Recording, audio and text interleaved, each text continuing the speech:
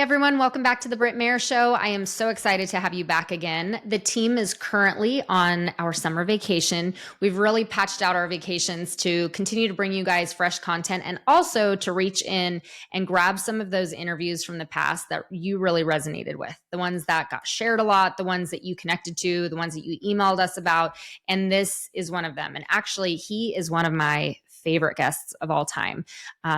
I followed him for a while. And then when I found out his story that underlined and was the underbelly of his work, I was floored.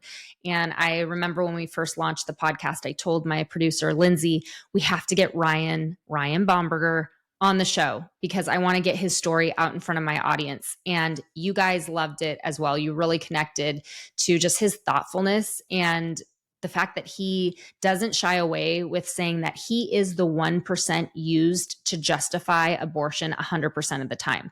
So I hope that wherever you are listening, you enter this conversation with an open mind and you listen all the way through. And then wherever you're listening, I would ask that you would subscribe and also share this if you find it really valuable. So with no further ado, here's my conversation with Ryan Bomberger. Do you struggle with restless nights? Do you wake up feeling like you just aren't getting the best quality, deep, restorative sleep that you used to or that you know you should be getting? I want to share with you something that has been a true game changer for me. We Heart Nutrition has a product. It's the Wholesome Magnesium Glycinate. I would be lying if I didn't tell you that I take this with me every single time I travel. My husband uses it. My kids use it. I love it. It has radically changed how good I feel in the morning when I wake up and I know I've gotten good, high quality sleep. One of the reasons why I love We Heart Nutrition is because they don't shortcut their ingredients. They use top shelf, quality sourced ingredients like their 100% pure chelated magnesium, specifically glycinate. It's the best for superior absorption and it's gentle on the stomach. I have taken magnesium before that's rough. This stuff goes down super easy, and aesthetically, I love that they send you this cute little refillable bag when you're all out, and you dump it into this beautiful glass bamboo bottle that goes with me everywhere. This would be a great first product if you're looking at trying out We Heart Nutrition. So go to weheartnutrition.com, code RootedWings. That's weheartnutrition.com, code RootedWings, and happy sleeping. Thank me later. This stuff is so good. Some say that I should have been aborted. I am the 1% that's used 100% of the time to justify abortion. You see, my birth mom was a victim of the violence of rape, but I'm so grateful that she didn't make me a victim of the violence of abortion. You know who else is grateful? My two incredible parents who adopted 10 of their 13 children, and my amazing wife and 4 kiddos, 2 of whom were also adopted. Triumph can rise from tragedy. My birth mom's courage proved that to be true. She was stronger than abortion, and her resilience will have beautiful reverberations for generations. My name is Ryan Bomberger. I was conceived in rape, but adopted in love.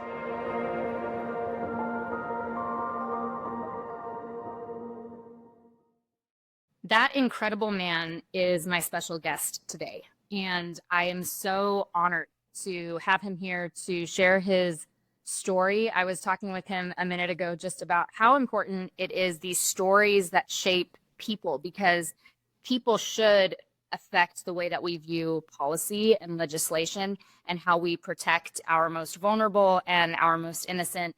And that's why policy matters, because truly these stories and these experiences that we live out should shape the way that we govern. So Ryan Bomberger, thank you so much for joining me today. I am so honored. I think it was about 5 years ago that I first saw you. You popped up on my radar. You were on some Capitol steps out in Birmingham, and you shared your story, and my jaw dropped.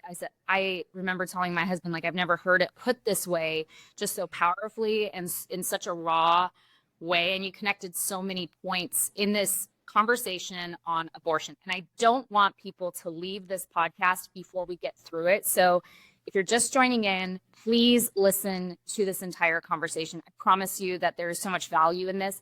And my hope and prayer is that it will shape the way that you think and engage on this incredibly important topic of the most vulnerable in our society. So I know that Ryan's story has shaped the way that I view abortion and specifically the issue of rape and exceptions. So I know it's a tough conversation to have, and I want there to be a foundation of grace and love in this conversation, but it is so important that we are honest in how we handle this conversation. So, Ryan, thank you. I want to give you the floor, my friend, to just kind of walk us through your story of how you came to be and who you are today. And I'll ask you some questions along the way, but I would just love for you to share your story. Sure. I mean, like the video stated, I'm the 1% that's used 100% of the time to justify abortion, and that's no exaggeration. And sadly, in a world where people try to be arbiters of human value, we do that for things that we have no control over. Nobody controls the circumstances of their conception, and I certainly didn't. I was born in violence. I was conceived in rape, but I was adopted in love. And I grew up in an amazing family of 15. I have 6 brothers, 6 sisters. 10 of us were adopted and just loved like crazy by 2 parents, Henry and Andrea Bomberger, who loved the mess out of all of us. They loved Jesus. And when you love Jesus, that natural outflow is loving people. And they loved us. They didn't fixate on how I came to be, but they focused on who each of us were meant to be. And so that's my background. I grew up in Lancaster County, Pennsylvania, on a farm. Most of my friends don't believe me that I grew up on a farm, but I did. I grew up on a farm, and I loved life. It was crazy. I mean, where else do you raise 13 kids and let them On a farm. wild? Yeah, exactly. So, fast forward so many more years. I'm married to the love of my life, my best friend, Bethany Bomberger, and we have 4 kiddos, 2 of whom were also adopted. So this whole issue of defending the most defenseless is something that just courses through my veins. Sure. Let's just dive right into the nitty gritty. When the conversation of abortion comes up, especially like even in this 2024 campaign for the presidential campaign, even those who are the most protective for human rights, the most conservative, the most pro-life, a lot of times what you hear is, yes, I'm pro-life, except in the case of rape and incest, rape and incest. That comes up frequently. And rape is usually the one that is most frequently used as kind of that causal, that protective, but not those, Right. but not those babies. Those babies, the ones born out of rape, they don't deserve the same protection that everybody else does, that inalienable right to life. But you, I'm going to really try to make it through this without crying. You sitting in front of me are a human being who was the product of rape, but your mother made the decision to give you that right to life. So I want to know how that feels, just as you hear the headlines, as you hear that narrative parroted again and again. How does it feel, just that push for abortion with the exception, or the push against abortion, but the exception made for those who were conceived out of rape? How does that? All right. Well, it's dehumanizing, and not only to me, but I think to the women who go through such horrific violence, victims of rape. I think of my birth mom, my first hero in my life, who courageously went through 9 months of pregnancy and still gave me the gift of life, gave me the gift of adoption. I wouldn't be here without her. In fact, you mentioned the first time you heard me was in the Capitol steps in Birmingham, and I remember a lawmaker there. They were debating, exceptions, adding exceptions to bills. And of course, it's always the rape and incest exception. And she had called people like me the residue of the rapist. I'm not the residue of the rapist. I'm the resilience of my birth mom. And so when I hear people constantly using this thing, rape and incest, first of all, pro-abortion activists don't care what the exceptions are in these bills. They don't care about any of the exceptions. They just exploit them in order to justify all abortion. And so it's just a dehumanizing tactic that allows them to kind of justify the violence, not only against the unborn, but it's violence against women. Abortion is violence against women, regardless of the circumstances.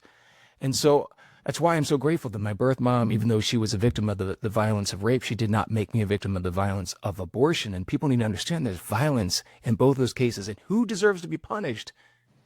The other side doesn't want to talk about this, but the rapist is the one who deserves to be punished. And yet it's always the focus on the unborn child who shouldn't have the right to life. So when I hear people say this, and they say it to my face, I speak at a lot of college campuses. Harvard, for instance, I had one of the professors I was debating tell me to my face that I should have been aborted. Do they, when they say that, they read the room, right? Like, do they know that that was your story and then they're kind of shocked into embarrassment? Or do they say it knowing your story and still say you should have been aborted? Both. In this situation, she heard me tell my story. In fact, she looked at me and she said, "That's a cute story." Now, remember, This is a professor. This is a professor whose focus was on rape culture on campus. And she tells me that a strong woman, my birth mom, who chose life, even throughout those horrific circumstances, that was a cute story. That's where there's a disconnect, because there is this loyalty, this almost worship of abortion, and no receiving, no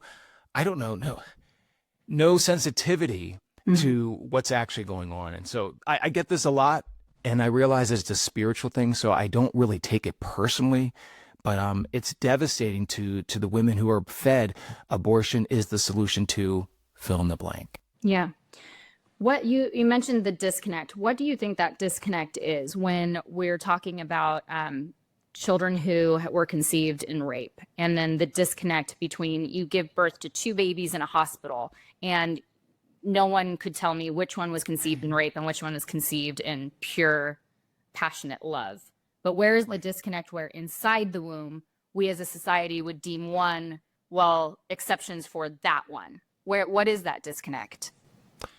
I think it is throughout human history a perpetual disconnect, because first of all, it's easy to reject something in the abstract. So children who are in the womb are largely abstract, except to the mother or father who see the ultrasounds or whatever, but there has long been this disconnect. And so that's why it's easy to kind of say, well, because of these circumstances, you don't deserve to live. But there is no distinguishing. Certainly God doesn't distinguish.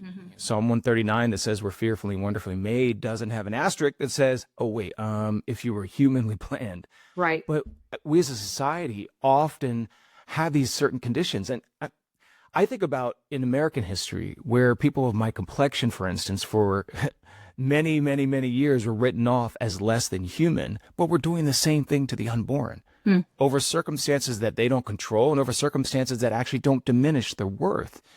So that disconnect for me is mostly a spiritual one. Unfortunately, it's a codified one, because that's why you have laws now in states that are radically pro-abortion that just say any child can be destroyed throughout the entire pregnancy. But it's part of what we do through the Radiance Foundation, our organization, and trying to educate the public to humanize not just people with stories like mine, but every human life. Every human life has God-given purpose. Right. I agree. Are you tired of brands that either sell out or stay silent on what matters? Well, there is one athletic brand that is bold enough to stand for American values, free speech, and biological reality. XXXY Athletics. 79% of Americans agree men don't belong in women's sports. But most brands won't say it. XXXY Athletics isn't just saying it, they are shouting it. And when you wear their premium logo tees, leggings, their moisture-wicking tops, their tanks, those tennis dresses that I absolutely love, and their skirts, you're making a powerful statement. You stand with women and girls. Check out their amazing new collab with Riley Gaines, featuring an iconic oversized tee with Title IX's 37 words, a Save Women's Sports hoodie, retro velour track jacket, and matching shorts. They're all amazing. So why settle for low quality gear from brands that betray your values? XXXY Athletics delivers top tier quality without compromise. Every piece is designed to make you look good and feel proud, and you aren't funding the woke giants that are selling women out. Join the movement. Head to thetruthfits.com. Use promo code RootedWings20 for 20% off your order. That's RootedWings20 for 20% off at thetruthfits.com. What do you think when we're talking about this conversation of abortion? What important points do you think are being missed or intentionally left out in the conversation that uses rape victims as an excuse to end innocent humans up till birth? What points would you say are the ones that we need to start bringing to the table? Yeah, I would say people don't understand that rape and incest constitute less than 1% of rape-related pregnancies, 1% of abortions in our country. There are about 1,037,000 abortions in the last reported year. Less than 1% of that are due to rape and incest. Yet, you would think that it would comprise the vast majority of abortions, and that's simply not true. The other thing is that people think that the natural follow-up to the act of violence of rape is abortion, but yet there are physiological, emotional, psychological, and certainly spiritual ramifications for the woman, regardless of the reason. And which is why I think when we talk about protecting the unborn, we have to talk about we need to protect the woman as well. The other part is the rapist aspect. I mean, I believe as a Christian that everybody is redeemable, thankfully. That's how God sees us. We are redeemable. Even the rapist is, but yet the rapist is the one that they don't talk about who should be punished. And here's the interesting thing. In 1977, the Supreme Court ruled in Coker versus Virginia that the rapist cannot get the death penalty because they called it cruel and unusual punishment. That was 4 years after they determined in Roe v. Wade, which was 73, Wow. that a child, an innocent child, could be killed for any reason throughout the entire pregnancy. So talk about a disconnect. Yeah. There's a serious disconnect at the Supreme Court, but they were supremely wrong about Roe v. Wade. But when we hear about rape, there are so many things flying out there where people think, oh, well, this is the only solution. I've met hundreds of rape victims, women who became mothers through the horrible violence of rape, women who were birth mothers who chose adoption, and even post-abortive women. And here's the one thing that I even found shocking to find out in I do about 60 keynote events a year across the country. I found out that the common thread with all these women was that the child is the only redemptive part of such a horrific act. And I was surprised myself to see that. And I have birth mothers, I have post-abortive women who did choose the act of abortion who say that same thing. And that's why I want people to understand there's more to the story, which mainstream media would tell narratives like mine, but they don't like narratives like mine because it disproves their radical pro-abortion worldview. Wow. So good. I want to know a little bit more about your growing up in an adoptive family and a very tiny little family. I want to hear more about how your father lived out equality. I read an article that you had posted about how he adopted 10 of you, and he sounds like he was just an absolutely amazing man. This is from that article. I wasn't exactly planned. I was conceived in rape, but I was adopted in love. My dad didn't see me as lesser than because of the crimes of my biological father. And I'm forever grateful to a courageous birth mother who, although she was a victim of the violence of rape, never made me a victim of the violence of abortion. My father saw me just as worthy to love as his first 3 biological children. James 1:27 says, religion that God our Father accepts as pure and faultless is this, to look after orphans and widows in their distress and to keep oneself from being polluted by the world. My skin is brown. I have siblings of varying hues. One sister is Vietnamese. One brother is part Native American. Many of us are mixed. My parents are white. Who says you have to be the same color in order to love a child? That dehumanizing lie is the pollution that was and sadly still is a battlefront in adoption. Yeah.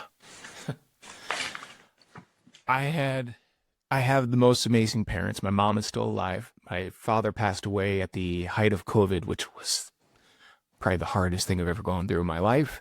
Yeah. But he died on the anniversary of Roe v. Wade. And my dad really just, he proved to us that, that every human life has God-given purpose. He proved that by how he lived it out. I mean, he didn't distinguish between his adopted and biological children. I was the first adopted, and every year there's a new flavor added to the family.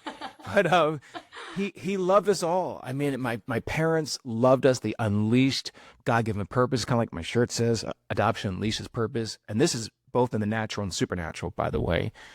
But my father is the reason why I love being a dad, reason why I love being a husband, reason why I love the Lord and I fight for the most marginalized. I mean, I'm the most marginalized among the marginalized. Yeah. And my father, his fight was not like a public sort of fight. He was no political activist in any way, shape, or form, but he lived it out every single day, loving us, correcting us, giving us opportunities to flourish. And I couldn't have asked for better parents. Really couldn't have. It's beautiful. Like I said, I'm really going to try not to cry. Going into that, like your upbringing and your origin point, how did that define you as the man that you are today? There's something about understanding your origin story. See, my origin story was not correct for the first 13 years of my life. I had this, I don't know, I had this misunderstanding of how it came to be. And it was during a, let's just say, a tense conversation. I was a handful. I'm just going to admit that. I was a handful with my parents. Still apologizing for that. But it was in a really tense conversation where my mom revealed through that conversation how I came to be. And it was devastating. I'm like, what? It was hard enough. Sometimes some of the struggle with adoption, like, why did they give me up? That's often the terminology. And then I understood it was more than that. It wasn't a giving me up. It was giving me an opportunity to thrive.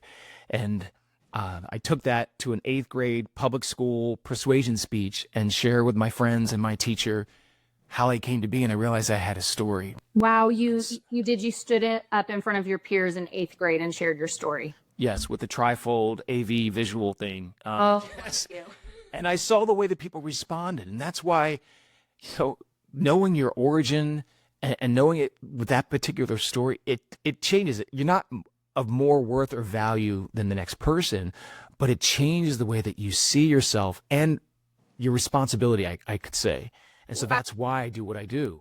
I can imagine that experience in 8th grade was almost like therapeutic, working out how you're going to identify with this story of who you are, and really coming into learning who you truly are. What were the things in that you wrestled with? What I'd love to know, like, just when you found out who you were and are and how that made you, what issues in that did you struggle with the most?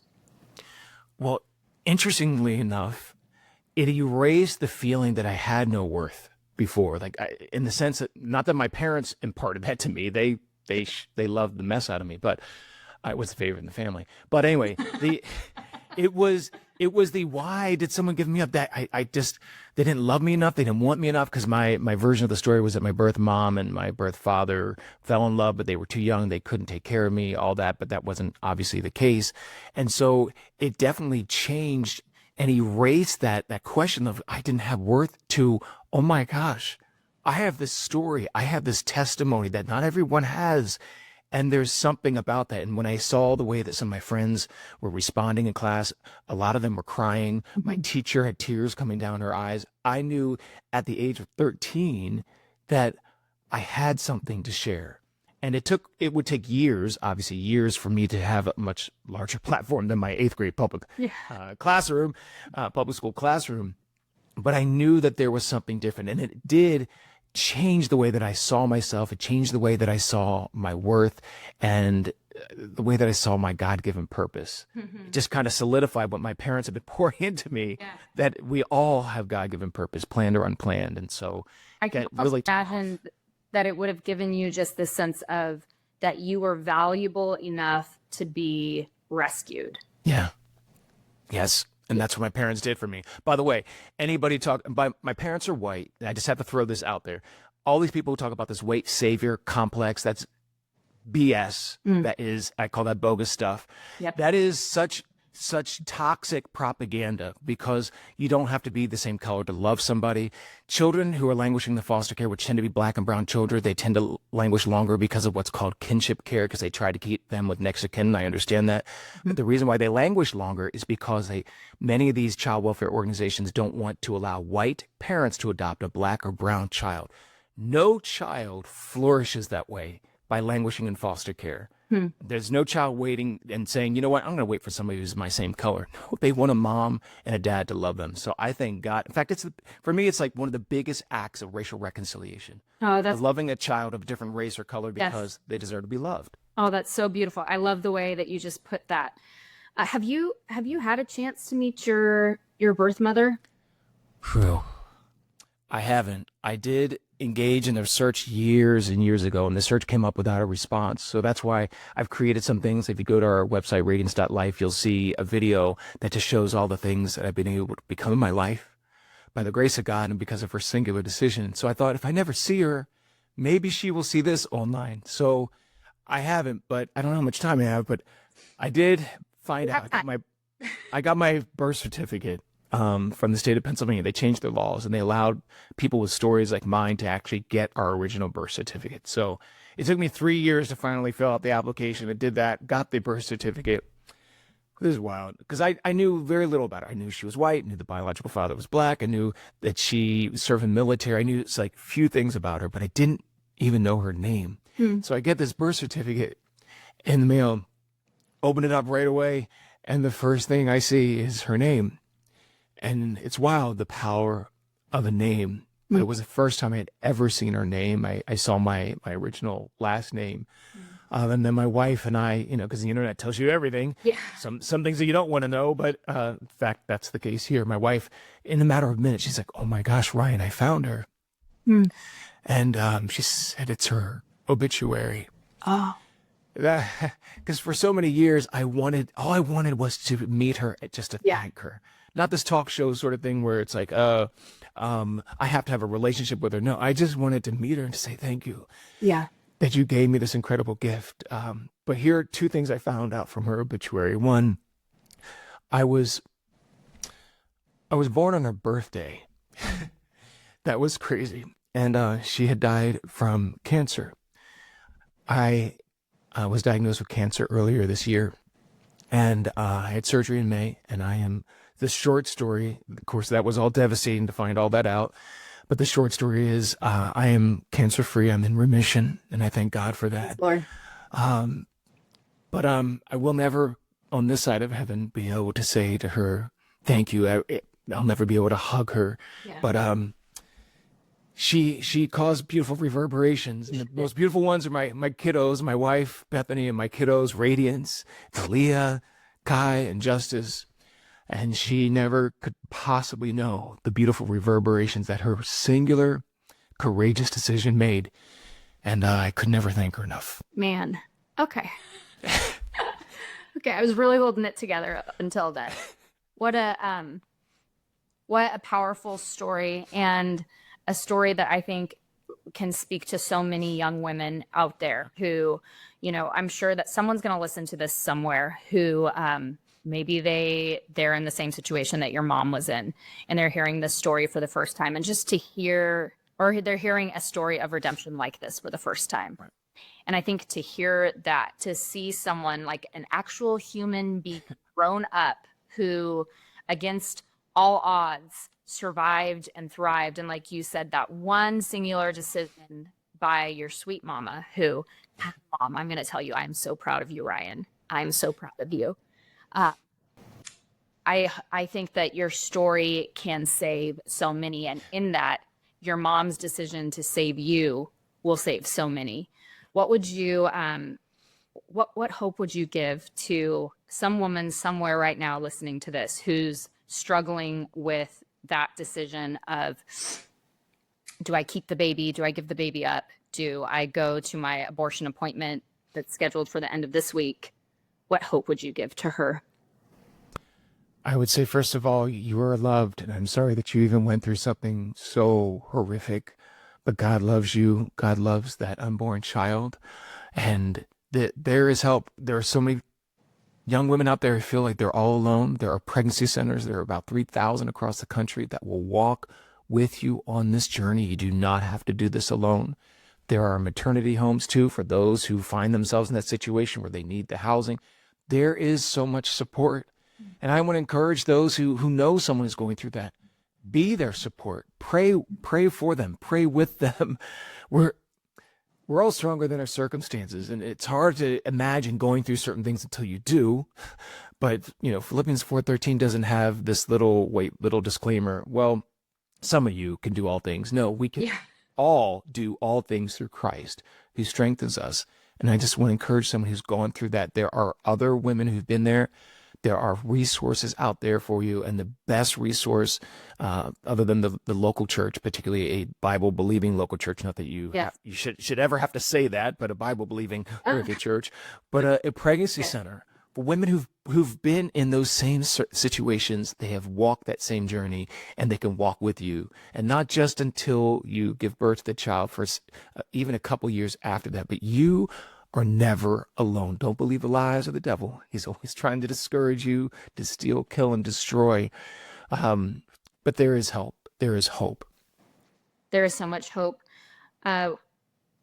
Just to go one layer deeper on that, for the women who are listening to this, who have gone through an abortion, and they're hearing this now, or maybe they've been hearing this conversation that's become much louder, going up to Roe v. Wade being overturned and through it now, they're hearing all of this and they feel such an amount of guilt over the decision that they've made, and they can't get past it. It wrecks them. They're haunted by it. I hear those stories both in my DMs, and I have friends who have shared with me that it's something that they can't shake.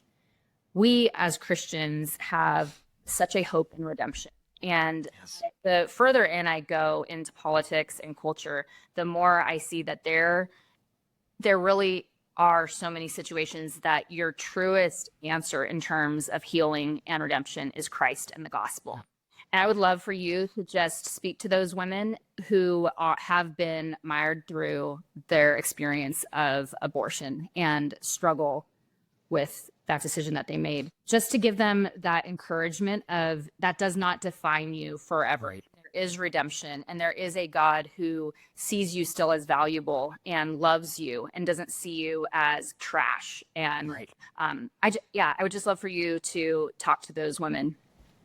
Absolutely. Well, I want to make sure that any woman who is listening understands that there are great resources in your local area. If you go to pregnancycenters.org, this is before you've make a decision, or maybe even after you've made a decision. Pregnancycenters.org, you just put in your zip code and you'll find your local pregnancy center.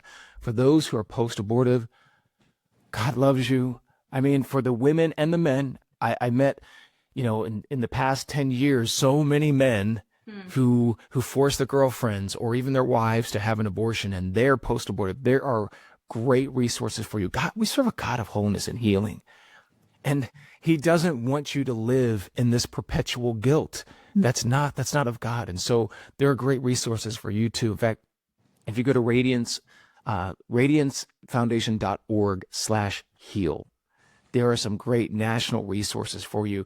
There are organizations like Rachel's Vineyard, there are Save the One. There are so many organizations with women who are post-abortive, men who are post-abortive, who will walk you through this journey. Some of them hold retreats.